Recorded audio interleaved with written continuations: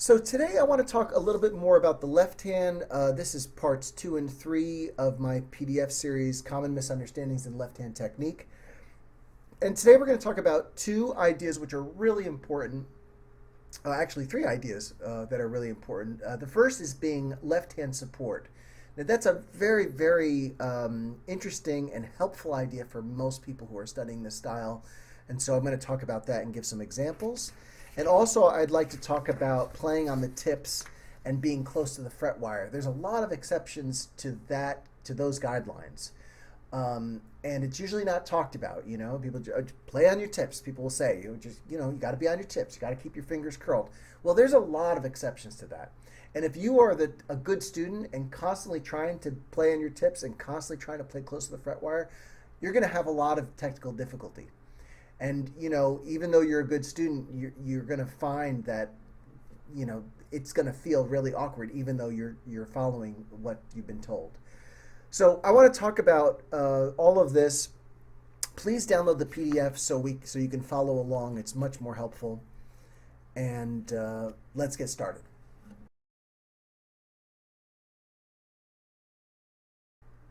So support basically means that what we're doing is we're keeping the fingers away from the strings that need to vibrate. And what we're going to do is we're going to sort of push them out of the way. The nice thing about nylon strings is you can push them slightly out of the way of one another without changing the pitch. You're not going to get a bend like you would maybe on a steel string or an electric guitar if you only push slightly. Now, if you push way too much, it's going to bend. But if I have this, and let's say I'm muting this first string, if I just push the string out of the way slightly, it clears up that interference, right? So that's all support is just keeping fingers out of the way of vibrating strings. An excellent example of that is Giuliani Opus 48 number 2. I often use this example as this study as a support study. So we make sure that string is clear, the first string is clear, and you'll notice the first string is constantly being used. Right? It's constantly open, so everything I'm fretting, I have to make sure that my second string is out of the way.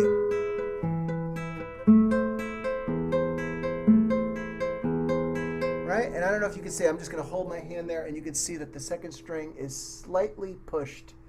Slightly. Now, if I relax my second finger, it goes to here, right? So I'm keeping it ever so slightly pushed. And it's so slight, it probably doesn't even look like I'm pushing it, but I am keeping it up. That's why I call it support. If it was a bend, I would call it bending. It's not bending, it's just support. I don't want the string to fall into the first string. If I let my hand relax, I get all kinds of interference. Right? Supporting ever so slightly, no interference.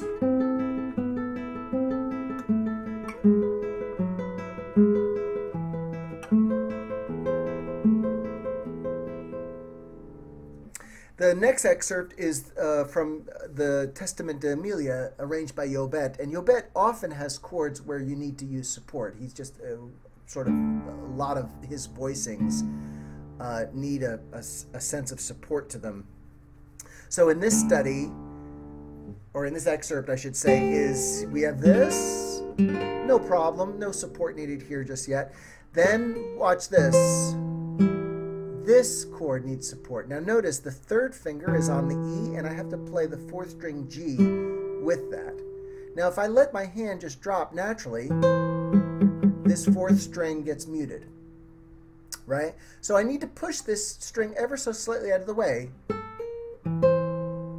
You can notice how even the guitar sort of moves up a little bit. That's my wrist and arm pushing to get that fifth string cleared out of the way to the fourth string. Right? And then we come back down. And then he's got it here too. There's some support right here. Notice the sixth string is being pushed out of the way of the fifth string. This happens a lot. If you watch videos of players, you see them doing this, and your assumption may be they're just pressing their fingers that way, but actually they're using their ear to clear the strings.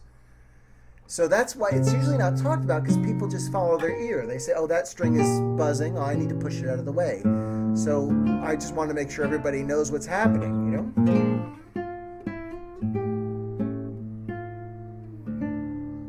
And then here, no support, no needed, not needed, right? Just normal. But this chord, notice the fifth string is up, and notice these chords, the sixth string is pushed up a little bit to keep it away from the fifth. Otherwise, I get this. Right? Nice technique. Now we talk about support with slurring. In the SOAR Opus 35 number 3, which is a really lovely study, there's a few spots where we have slurs with fixed fingers on adjacent strings. In measure 2, there's a slur. It goes like this. Right? Now, if I let my second finger relax and I just pull with my fourth finger, I'll get this. Very common for students to have this at first. So what's happening is my fourth finger is pulling, and my second finger, which is not being supported, is falling down into the second string, and I'm getting a mute, right? So the answer is, don't focus so much on the slur. The slur is not the issue. The issue is the second finger is not staying in place. So we make sure it stays in place. Put a little support on it. Push it slightly away. That makes room for the slur, and then suddenly it doesn't move, and we get a clear slur. Right? And then in this example, on the second line, second measure, he has this famous or infamous slur. Same thing. Notice the third finger, I'm pushing the string slightly away from the first, slightly. And that causes some support, which means this gets cleared. Again, if I let if I do it without thinking about the support, I get that. And most people think this is a slur problem. But in reality, there's nothing wrong with the slur at all. It's just that the third finger keeps falling down onto the string. So the irony of this example, both of these slur examples, is your attention is probably going to go to the slur, but your attention should actually be more on the fixed finger. And this one, the second finger, I'd focus on that. Let me keep that out of the way. The slur works. On this one, I'll focus on the third finger. Let me keep that out of the way.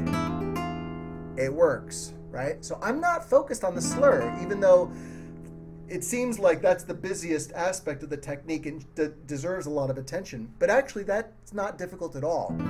What is difficult is keeping the finger fixed. It's difficult until you understand the technique, and then it's not difficult. So that's another good example. I would recommend doing both of those little slur parts and checking your support. And finally, we have the example from the Scarlatti Sonata K11, the Segovia edition. And he has these awfully difficult slurs if you don't understand support. These are difficult slurs. This one, and then he's got this. Now that slur is not so hard if you keep the second finger supported. But if you let the second finger wiggle around with the fourth, it's difficult. So this has to stay fixed. And then he does this. Another good example of fixed finger slurs right here. This one. Now this one, again, 2 and 4 are moving. 3 stays fixed and pushed up slightly to keep it out of the way. If I don't, I get that. Very common. So that's why my hand is steady, but really I'm pushing up to keep it steady. Okay? So that's support. Very important technique. If you're muting strings, having problems with downward slurs, having problems with fixed fingered slurs, support is really, you want to take a look at that. It's incredibly important. The second part of this PDF is playing on the tips and being close to the fret wire. These are both guidelines that are given to people when they're usually starting out. Make sure you're playing on the tips of your fingers. Make sure you're close to the fret wire. It won't buzz. And these ideas are taken for with good students. Often they're taken so literally that they don't recognize when the guideline needs to be thrown out. Okay, and so in this part of the PDF, I wanted to give some ideas about when we play on the tips of the fingers and when we should not be playing on the tips of the fingers. There are many cases where playing on the tips of the fingers is far harder, far more difficult for the technique than not playing on the tips of the fingers. And a good example of that is the famous Bach Bourrée. One of the things in this PDF I say is at the end of this paragraph, I say, resting your fingers on non-vibrating strings is as much part of good technique as is playing on the tips. So when we need to play on the tips, you're playing on the tips when you need a string to vibrate adjacent, right? Like if I'm playing C and D. I need to play on my tips more, otherwise this is going to be muted, right? But when you don't have adjacent strings vibrating, you don't have to play on the tips, and in fact, it's far better for your technique not to play on the tips. In the case of the J.S. Bach Bourrée in E minor, for example, the bass line has no adjacent strings ringing next to it at all. The whole piece pretty much is like that. And so to try to play on my tips, like this, right, on my bass line, there's my tips, right? Do I need to do that? No. Why don't I need to do that? Because the other adjacent strings next to the bass line are not vibrating. So in this case, this technique is incorrect. Even though I'm playing on my tips, it's incorrect technique. Because the string next to the bass line is not being played, the correct technique is to let the finger relax and rest against the non-vibrating string. Okay, so let me demonstrate both. I'll play with my tips first. Tips. It's hard for me to do this, actually.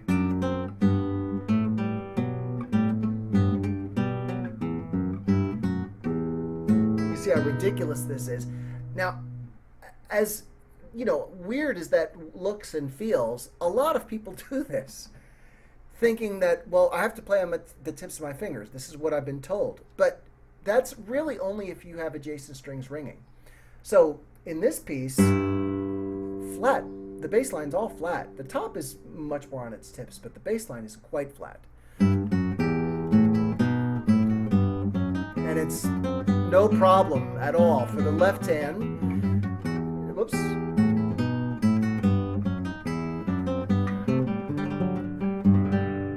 So notice the bass line is quite flat. Flat, meaning I'm resting against the adjacent string. That's what it means.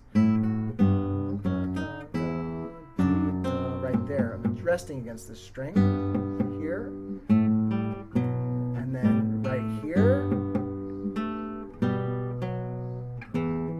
here. Right? So we only usually focus on the strings that we're playing, but if you're practicing playing a little flatter on the bass line to make it more comfortable, what you check the strings that you're not playing that are next to the bass note and see that they're muted. They should be muted by the left hand very naturally, very comfortably. And that goes the same idea for the Frescobaldi, the Aria con Variazione arranged by Segovia. He uses all these fingerings where the bass line you have to play on the flat of the finger. Here's on the tip first. Very difficult. And it should be difficult to do this because it's incorrect. That's how you know you're doing something incorrect. It just feels awkward. Tip. Right? So I'm playing on my tips. I'm trying to be a good student. This isn't working. Now I'll play a little flatter on my bass line. Check it out. Flatter, touching the next string, no problem. Flatter. A string is muted, G string is muted. D, da, da, da. Even here, as I press this note, I'm not playing the E string, so I can relax. I don't have to be so on my tip for this. I don't have to be like this. I can just relax on this chord. D,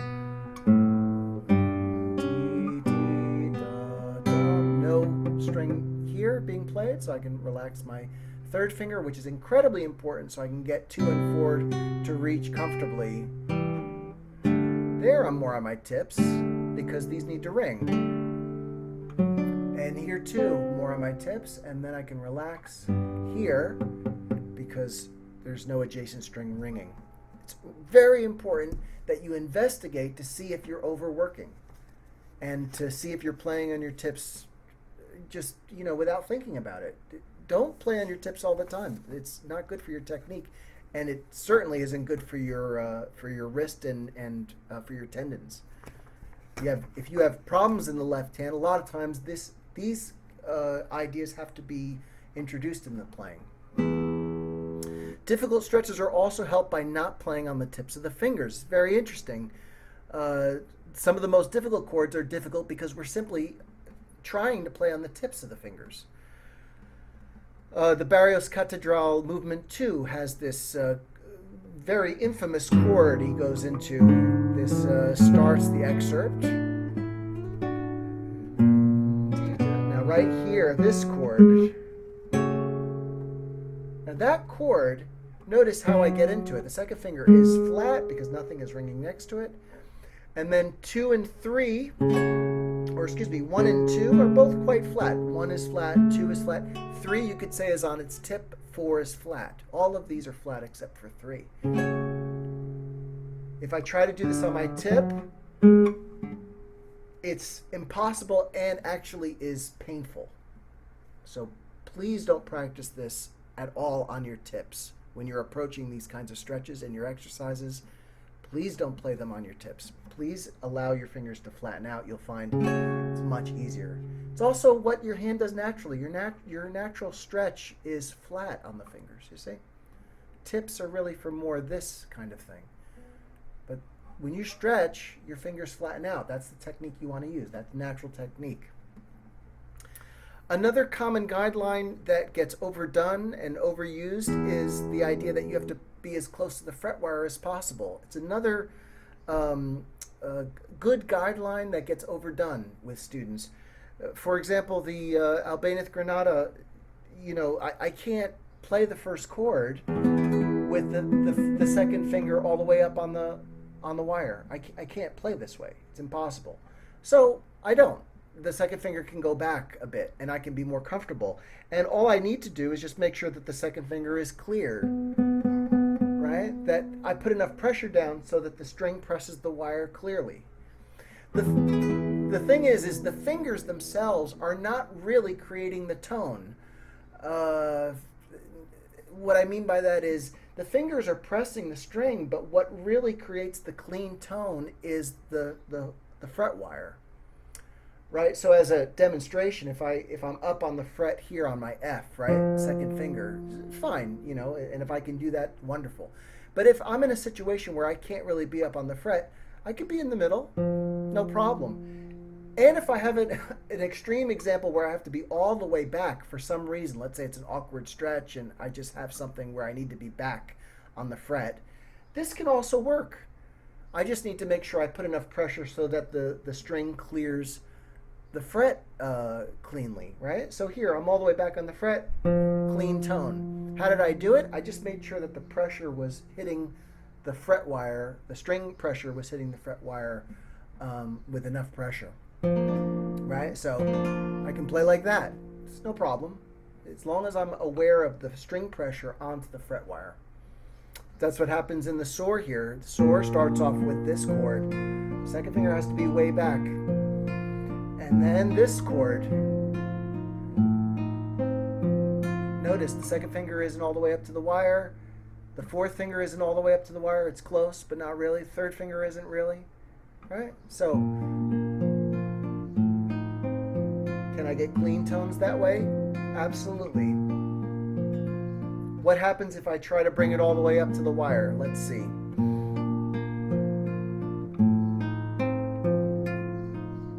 Harder. So let me not do that. Let me just move my hand. No problem. So these are just some guidelines that they mean well. the method books, they mean well when they give these guidelines. Always keep your fingers curled. It's a nice guideline, but to be honest, there's so many exceptions to the guideline that it's important for people to know when it's appropriate, when it's not appropriate. Often I tell my students it's sort of like driving, in that you drive and you do what's appropriate when you're driving. When you go in reverse, you go in reverse because that's the situation you're in. You have to go in reverse. You don't just drive around in reverse all the time because sometimes you got to be in reverse. No, you drive normally and then, oh, this situation calls for something else. Now I have to go in reverse, or now I have to play more on my flats, or I have to play a little bit off the fret a bit. That's okay. Let me see if I can get it comfortable and a clean tone, even though the guideline, I'm going against the guideline a little bit. And experiment with your playing. It's a lot of fun to sort of see what's possible and not just take someone's word for it. Playing on the tips is, like I said, a good guideline, but you're going to find a lot of exceptions to that. And you're going to find that the hand feels, wow, that feels a lot better if I just don't follow that guideline in this situation. It's very helpful. And as I tell my students, you know what, if the technique is feeling easier, you are definitely on the path toward better technique. Good technique should feel easier, not more difficult. Okay, so hopefully these concepts will help make your playing a little bit easier, and if it does, that means your technique's improving. And I'll talk more about other concepts as we progress here. This is part 2 and part 3. I don't know what part 4 is going to be. I guess we'll find out maybe next week or in 2 weeks. Thanks for watching, and I'll see you soon. Happy practicing.